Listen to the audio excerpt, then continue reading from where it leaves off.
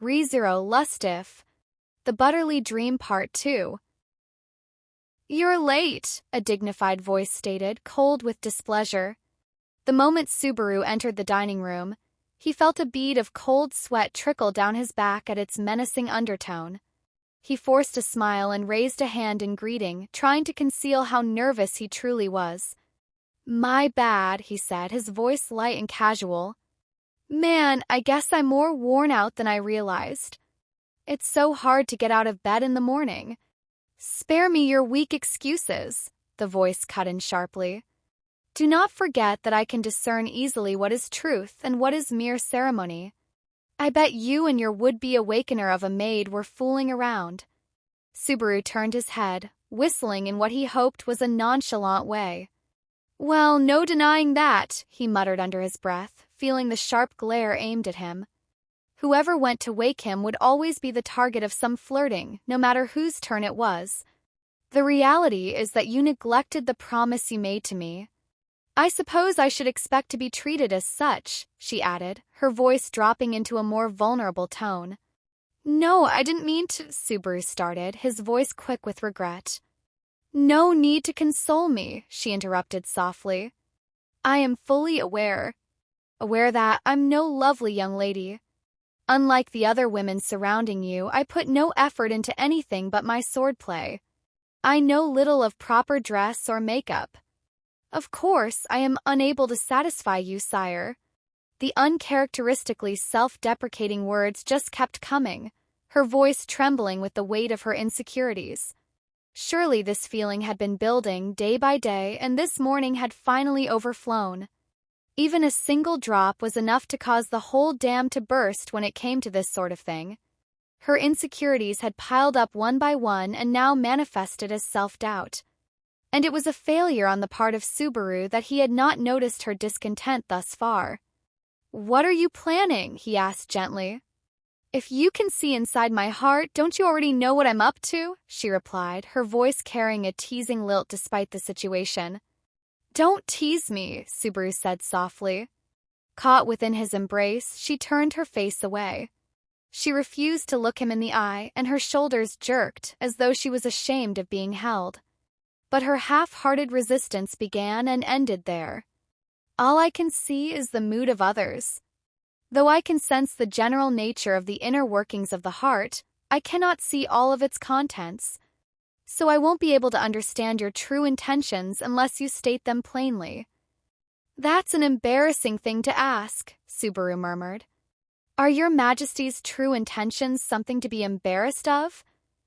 "Yet another thing I failed to see," she replied with a hint of a wry smile. He felt her smile rather than seeing it, wrapped in his arms as she was. She glanced up at him, and their gazes caught inextricably. Their faces were close as they embraced, close enough that the distance could be closed in a moment. So Suburu decided to answer in a way much more efficient than words. He felt the silken touch of her tongue, extending hesitantly from where their lips overlapped. The hot brush of the breath that escaped from her lips, the way she pressed into the kiss, almost begging for more. He could feel the heat rising in him, all the way to the tips of his ears. After a moment, they pulled away from one another, slightly out of breath. The normally dauntless young woman was disheveled, her eyes slightly wet and her expression open and lovely. Suburu felt a scorching heat at the sight. Grew hotter at the surety that he was the only one who got to see such an expression from her. He reached for her again, desiring to feel her touch once again. "That's enough for this morning," she said gently. But she interrupted him, blinking away the haze in her eyes as she blocked Suburu's outstretched arms. Having had his lustful momentum cut short, Suburu's rebuffed hands grasped for her, reluctant to change course. The young woman gave a familiar, dignified smile at the look of reproach on his face. "If we do not stop, it will disrupt many of today's plans. What is more, it is no longer appropriate for me to keep you all to myself, sire. And so we shall stop here. It's cute to lose yourself in the moment every once in a while, I think," Suburu teased. "I believe I already said that I am a woman devoid of cuteness. Although the thought of forgetting everything and wasting the day away with you does appeal to me," she admitted with a soft sigh. You only show your feminine side at times like these. It's so unfair, Suburu grumbled. Suburu stretched out his hand in his last hopeful attempt but was quickly slapped from above. Shaking his hand to dispel the impact, Suburu directed his eyes toward the woman who quickly and gracefully turned her heel. Now let's eat. I'd stake my reputation on this morning's meal. I would of course never give any less than my utmost in serving your majesty, but I am particularly confident in this meal, she declared proudly. You're much more romantic when you're not trying to be, you know that? Guess that's in character for you, Crush, Suburu said with a fond smile.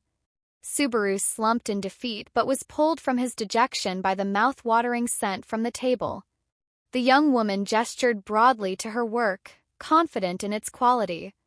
I know you're busy, but when we're around the dining table at least I'd like to keep you all to myself. I'm sorry if that is selfish of me, my husband. If you think that makes you selfish, that's quite adorable, my wife, Suburu replied warmly. He sat down at the wide dining table, Crush immediately by his side, just like always. She snuck a glance at him, surreptitiously watching him as he began to eat.